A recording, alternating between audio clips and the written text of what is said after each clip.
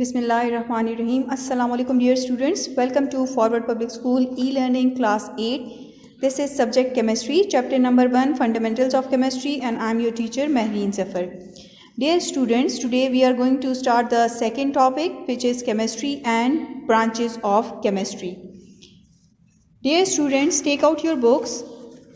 Take out page number 4. Here we have the basic definitions of chemistry. What is chemistry? Chemistry is the branch of physical science. It includes the study of materials and substances of the world in which we live. Chemistry deals. From here we are going to start the definition of chemistry. तो यहाँ पे आप heading they definition of chemistry और उसको underline करें. Chemistry deals with the number 1 composition, structure and properties of matter. कि matter की composition क्या है और उसकी properties क्या है.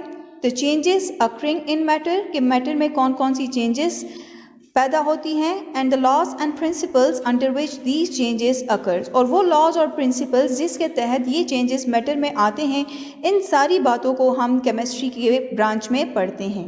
Now the question is, what is physical science? तो dear students, science को actually divide किया गया है into two parts.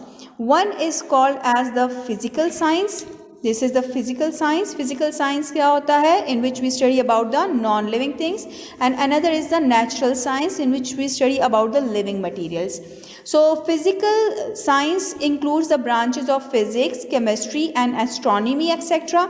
While in natural sciences we are included the biology part. So now we are going to do the different branches of chemistry. So the field of chemistry is very vast. Vast mean वसी. Already हम इस लफ्ज़ को meaning हम बता चुके हैं. To cover all the area of chemistry, it is further divided into different branches. Now chemistry is further divided into different branches. Dear students, these are the branches of chemistry. We have shown the branches here in a flow sheet. Chemistry is basically divided into 8 different branches. Number 1, we have physical chemistry, we have organic chemistry, we have inorganic chemistry, we have analytical chemistry, industrial chemistry, nuclear chemistry, biochemistry and environmental chemistry. Now we will discuss one by one in detail each branch of chemistry. Dear students, first we are going to discuss the physical chemistry. What is physical chemistry all about? Physical chemistry is the branch of chemistry which deals or which concerns with the relationship between the physical properties of a substance along with the chemical changes in them. इस branch में हम physical properties of substance के बारे में पढ़ते हैं और जो केमिकल चेंज सब्सटेंस में आता है उसको हम डिस्कस करते हैं. नेक्स्ट जो हमारे पास ब्रांच है that is organic chemistry. Organic chemistry study of those compounds which contain carbon and hydrogen called hydrocarbons and their derivatives. Organic chemistry में हम उन कार्बन और हाइड्रोजन के कंपाउंड्स को पढ़ते हैं और कलेक्टिवली कंपाउंड्स ऑफ कार्बन और हाइड्रोजन को हाइड्रोकार्बन कहते हैं. काइंडली आप इसको अंडरलाइन करें. एंड देयर डेरिवेटिव्स, डेरिवेटिव्स का मतलब होता है जो इनसे डिराइव होते हैं. फॉर एग्जाम्पल, अगर मेरे पास एक कंपाउंड है CH4, इसका नाम है methane. We call it methane. Methane का जो हमारे पास है, अगर इसमें 4 हाइड्रोजन है और एक कार्बन है और it is as totally made up of carbon and hydrogen, so it is called hydrocarbon. जब मैं इसके एक हाइड्रोजन को रिप्लेस कर दूं किसी भी दूसरे एलिमेंट के साथ तो ये इसका बन जाता है derivative and this is called as chloromethane. The name of this new derivative is chloromethane. Clear? तो इस तरह हमारे पास ऑर्गेनिक केमिस्ट्री में हम कार्बन हाइड्रोजन से मिले हुए कंपाउंड्स को जिनको हाइड्रोकार्बन्स कहते हैं पढ़ते हैं और इनके से जो डेरिवेटिव्स बनते हैं उनके बारे में हम स्टडी करते हैं. नेक्स्ट जो हमारे पास ब्रांच है that is named as inorganic chemistry. Inorganic chemistry deals with the study of elements and compounds except hydrocarbons that is organic compounds and their derivatives. Remaining जितने भी हाइड्रोकार्बन्स और उनके डेरिवेटिव्स को छोड़ के जितने भी एलिमेंट्स हैं, जितने भी कंपाउंड्स हैं, उन सबको हम इस ब्रांच में पढ़ते हैं. नेक्स्ट हमारे पास जो है that is analytical chemistry. Analytical chemistry deals with the study of qualitative, that is quality के बारे में पढ़ते हैं. क्वालिटी का मतलब है टाइप या काइंड, कि किस किस्म के एटम्स जो हैं किस टाइप के और कितने काइंड के एटम्स जो हैं वो यहाँ पे मिल के कंपाउंड बनाते हैं. And quantitative, quantitative as the name show quantity, तो quantity amount of the nature of matter के बारे में हम स्टडी करते हैं. सो सिंपली हम कह सकते हैं analytical chemistry deals with the study of qualitative, that is type or kind, and quantitative, that is amount of or nature of analysis of the matter. Next जो हमारे पास ब्रांच आ रही है that is the industrial chemistry. As the name show industries के बारे में हम पढ़ते हैं. Deals with the study of techniques. Techniques हम पहले भी आपको बता चुके हैं, तरीकों क्या कहते हैं, मेथड्स को कहते हैं. And chemical processes for the preparation. Preparation का मतलब है तैयार करना, तैयारी करना. जो नए कंपाउंड्स हम तैयार करते हैं that is called as preparation of different industrial products. जो मुख्तलिफ इंडस्ट्रीज़ में प्रोडक्ट्स बनती हैं उनके तैयारी में जो प्रोसेस और जो केमिकल इस्तेमाल होते हैं उनके बारे में हम इंडस्ट्रियल केमिस्ट्री में पढ़ते हैं. फॉर एग्जांपल हमारे पास है सीमेंट, हमारे पास है ग्लास, हमारे पास है फर्टिलाइज़र. फर्टिलाइज़र्स किसे कहते हैं? फर्टिलाइज़र खाद को कहते हैं. जो आपके पास खाद वगैरह पौधों के लिए हम डालते हैं ना, that is named as fertilisers. Next जो हमारे पास ब्रांच है that is nuclear chemistry. Nuclear chemistry is the branch of chemistry which deals with the nucleus. As the name show nuclear, तो इसमें हम न्यूक्लियस के बारे में पढ़ते हैं. Changes occurring in the nucleus. Nucleus में जो चेंज आता है, properties of the particles. Nucleus के अंदर जो हमारे पास है, फॉर एग्जांपल हमारे पास न्यूक्लियस सेंटर में होता है एटम के, and we have the second part which is called as shell. तो न्यूक्लियस के अंदर पॉजिटिव पार्ट्स होते हैं जिनको हम प्रोटॉन कहते हैं, और शेल के अंदर नेगेटिव इलेक्ट्रॉन्स रिवॉल्व करते हैं, जो कि हम आगे डिटेल में पढ़ेंगे एटम के बारे में. तो यहाँ पे हम जस्ट सेंटर पार्ट न्यूक्लियस के बारे में पढ़ते हैं. Properties of the particles present in the nucleus and the emission. Emission का मतलब होता है रिलीज, इसको हम कहते हैं रिलीज, निकलना.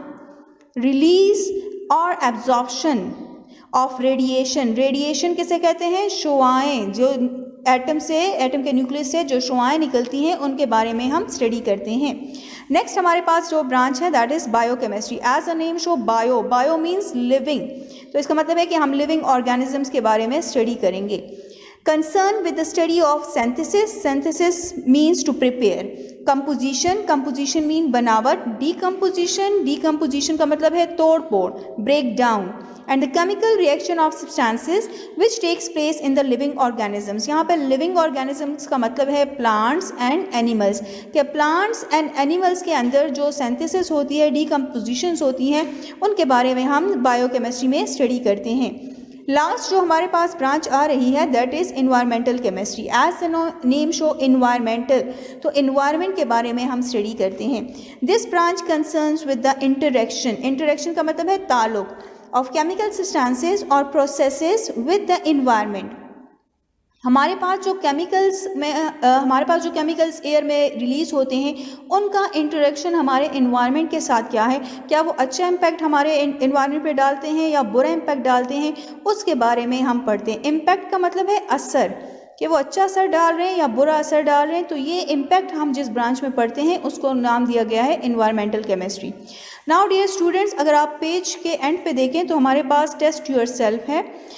सबसे पहले है a chemist mostly uses which branch of chemistry to determine the amount of impurity in drinking water. कि वो कौन सा केमिस्ट है, किस ब्रांच से बिलोंग करता है जो कि ड्रिंकिंग वाटर में इम्प्यूरिटीज़ को कैलकुलेट करता है. तो the simple answer is environmental. तो जो इन्वायरमेंटल केमिस्ट होता है वो हमें ड्रिंकिंग वाटर में इम्प्यूरिटीज़ के बारे में इंफॉर्मेशन देता है. पार्ट बी है A chemist in which branch of chemistry determines the composition of substance and determine their masses. तो हमारे पास वो कौन सी ब्रांच है जिसमें हम कंपोजिशन और मासेस के बारे में डिटरमाइन करते हैं. तो इसका आंसर है analytical chemistry. That is analytical chemist. Analytical chemist हमें ये इन्फॉर्मेशन देता है. हियर वी हैव फर्स्ट का, अगर आप मैं ज़रा क्लियर करके बता दूँ, तो दैट इज़ इन्वायरमेंटल. थर्ड हमारे पास क्या है? A chemist develops a medicine to help patients with thyroid problems. In which branch of chemistry in this chemist working? So definitely this chemist is working in industrial chemistry, क्योंकि thyroid gland के लिए जो drugs बनती हैं वो industries में बनती हैं. तो the name of the chemist is industrial. He belongs to industrial branch. Dear students, now come to page 6 of your books. Here we have the topic that is basic definitions. All the things present around us in the universe are made up of matter, as we have discussed it before in our lecture, that everything in the universe is made up of matter. Now what is matter? Here we have the definition. Underline the definition that anything that has mass and occupies space is called as matter. Already हम आपको definition दे चुके हैं. Now what is mass? Underline the definition of mass. The quantity of matter in an object is it called its mass. किसी भी object में जितना matter मौजूद होगा हम कहेंगे this is the mass of that object. We can see that almost everything in the universe is made up of matter because they have masses and occupy volume. As we have discussed it before, that the complete universe is made up of matter.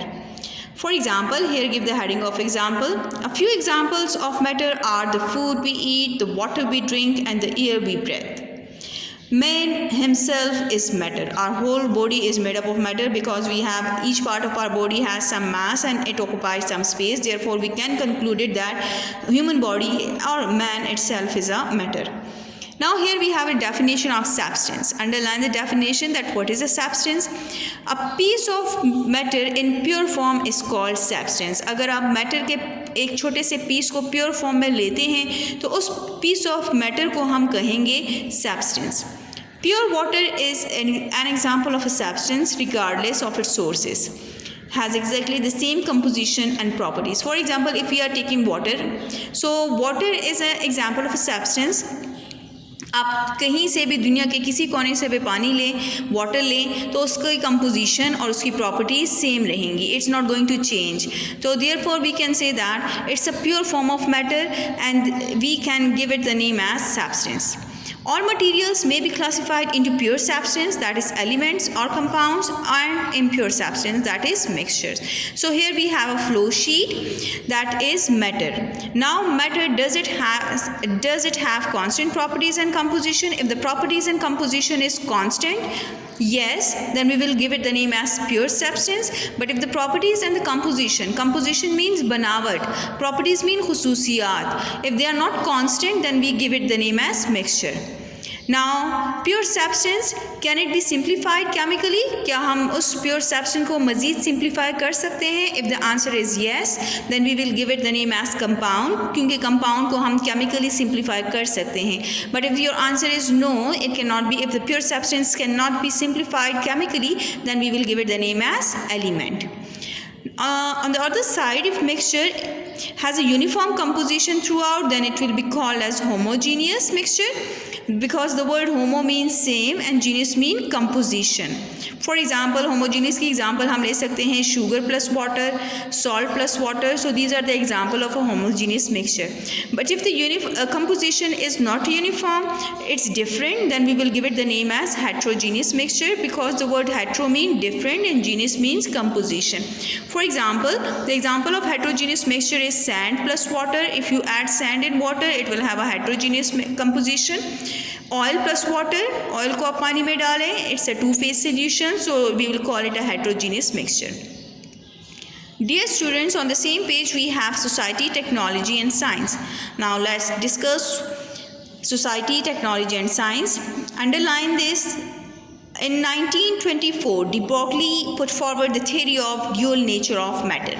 हमारे पास एक scientist थे जिन्होंने matter के double nature के बारे में हमें एक थ्योरी पेश की, जिसे कहते हैं that is matter has both the properties of particles as well as wave. और इस थ्योरी में कहा गया है कि मैटर जितने भी होते हैं इनकी डबल नेचर होती है. दैट इज़ ये पार्टिकल्स की तरह भी बिहेव करते हैं और ये वेव की शक्ल में भी मूव करते हैं.